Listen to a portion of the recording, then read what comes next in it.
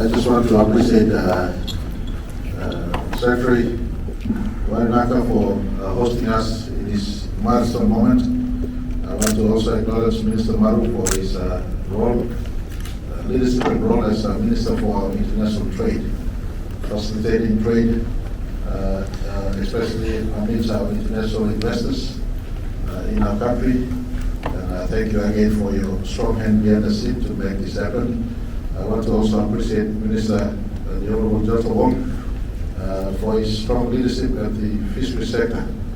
The National Fisheries Authority is now getting stronger, bigger and better, and it's seen as a sector where sustainable revenue for our country should be generating more income for our country, not just today, but going forward perpetually into the future. And so thank you, Minister Wong and your team from the National Fisheries Authority for your presence and support in this endeavor. I want to also thank Minister Duma also for his leadership at the Kumul Consolidated Holdings Limited for all our state-owned enterprises, bring to the table the balancing of the general business trust of government. And so on the table witnessed and participated in the signing 4 key stakeholders of this intentional government to do a due diligence on the proposal for the joint venture between the state and the RD Tuna, one of our country's longest fishing company. More importantly, the first fishing company to ever venture into actually stepping in for downstream processing, stepping in for bringing catch on shore. Their own operations in Madang has well over 5,000 people employed. They have been operating in the business space for the last 30 plus years, if I'm not wrong. So, Mr. Representative from RD, thank you very much for stepping out for this milestone MOU that should pave the way for due diligence for a possibility of combined business with RD, who already has tuna processing facility, who already has a port, needless for National Fisheries Authority or Kumul Consolidated Holdings to go into those enabling infrastructures. Those few key enabling infrastructures already set by RD. This is for us to go into a partnership that should now see Papua New Guinea shift beyond just being a regulator into actually holding business interest in the fishing industry. I want to commend all who worked to make this MOU possible. This is a step consistent with the Take Back PNG philosophy. Mind you, many people misread the Take Back PNG philosophy. People think that we are being harsh. It's not being harsh. Investors has a space to operate, and PNG now, instead of just being rent collectors, also has a space to operate. We all both share the risk. We also carry the cost together of doing business. This is sustainable for our economy in pursuit of creating more jobs, in pursuit of value adding in a downstream sector space going forward, instead of us exporting GDP growth to nations abroad. We rather ensure harvestable resources is correctly processed in our country, and we send finished product to market elsewhere. And it is an MOU that ticks off all boxes in as far as our current government policy is concerned, in adding value to our resources and processing our catches, our resources also, and exporting finished product. I want to commend our investor who is not territorial or holding back in their own business interests, but stepping up and stepping forward. And if well business and appreciation can be conveyed to the rest of the shareholders of Nandi, including Mr. Ramray Senior and the team. Minister Wong, as a builder of the regulatory space, will be also working to ensure that the due diligence is done correctly, and that this venture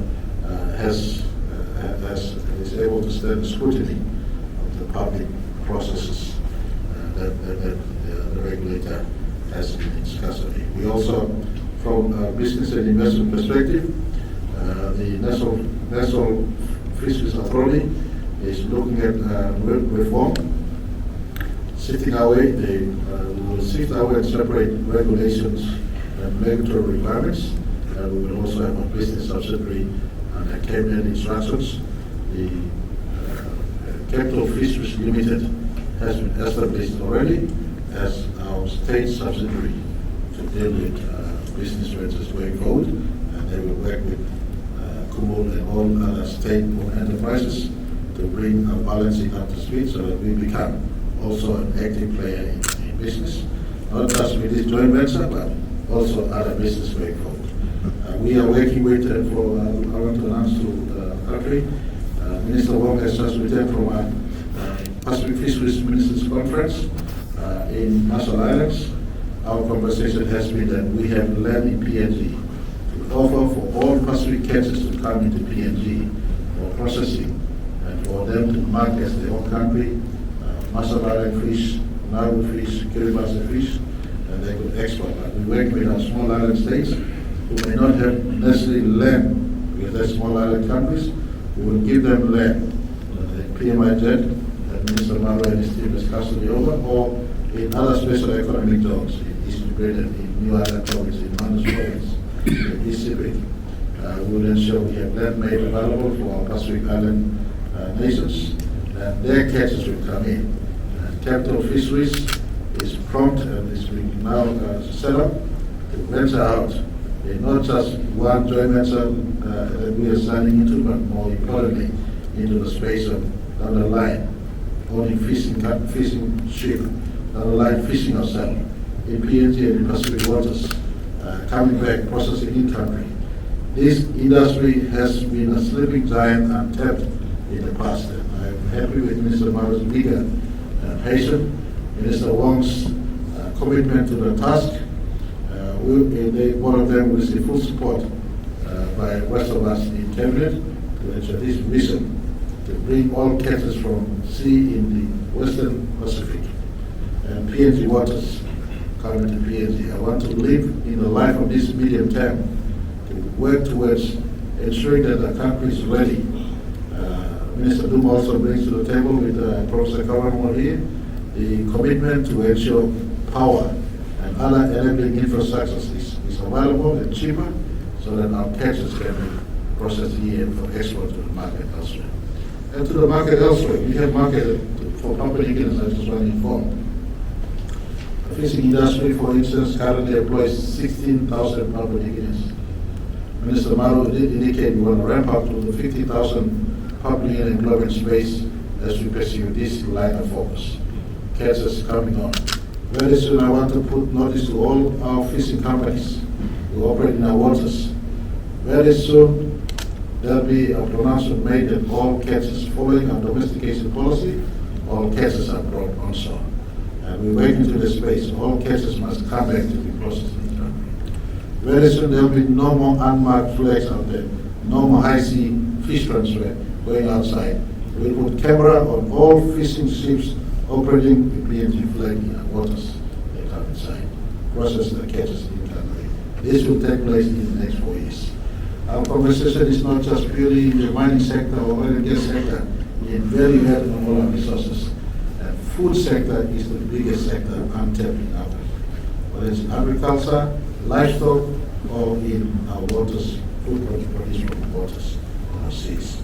And the market is endless. To investors like Andy, you're not going anywhere, don't go to the US or elsewhere, come here. The US is coming here, so don't go to the US.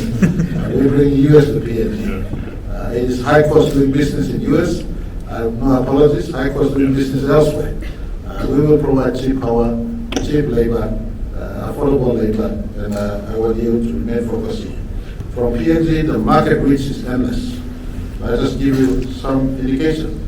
I own 11 to 12 million people in our country.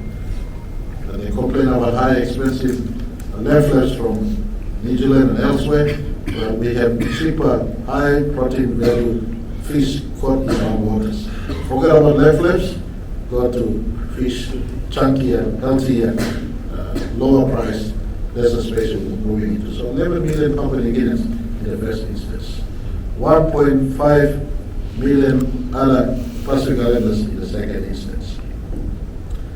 26 going 30 million Australians, 5 million New Zealanders, 280 million Indonesians, 113 million Filipinos, 125 million Japanese, 50 million South Koreans, 1.4 billion Chinese, 1.4 billion Indians, 30 million Malaysians, 5 million Singaporeans, 330 million United States of America. I've told Vice President Kamala Harris was offering $60 million grant to the Pacific Islanders, and I said, you buy our processed fish and not just give us grants. I had no apology, can relate this to them. I said, we want all our fish to be bought, and so the market is within reach of Papua New Guinea. And for investors who are here, bring your catch also. Don't bring it to the Philippines, don't bring it to Thailand. I want it to be PNG caught fish, PNG processed fish. And as you work with the Pacific Islanders, we'll give them the space. It will be labeled as Kiribati fish or Tuvalu fish or Micronesia fish. They'll come back here, process here. We have the volume of labor, we have the land space, we can build into that area. So the focus is in the right space. Partnering for me today, partnering the first investor from abroad who came in here, built infrastructure here, employed 5,000 Papua New Guineans, is naturally right. And I want to thank Andy who said, look into this direction of government, and not defensive of the territory, but let's say in the venture. I think that this MOU allows for due diligence to look into the books and look into what we have. To investors, when you work with a government company, you are assured of the government taking up its fair share of risk and going forward. So it's a win-win for all around. I look forward to a time in the next 4 years where we migrate to all catches brought on shore, and this venture should be a step in the right direction. Thank you very much. Congratulations, Minister Maru, for the vigor and energy and effort put into this one. I want to appreciate the congratulations of Minister Wong and MD Lakini and the team. Secretary Jacinta, thank you for making it happen. Myself, Minister Duma, KCH, we are here to support you in this venture. We hope that state negotiating team does complete the job within the next 3 months, get all the necessary paperwork corrected, put in place, and we look forward to the first venture between our own national company and our international investor in the fish business in our country. God bless.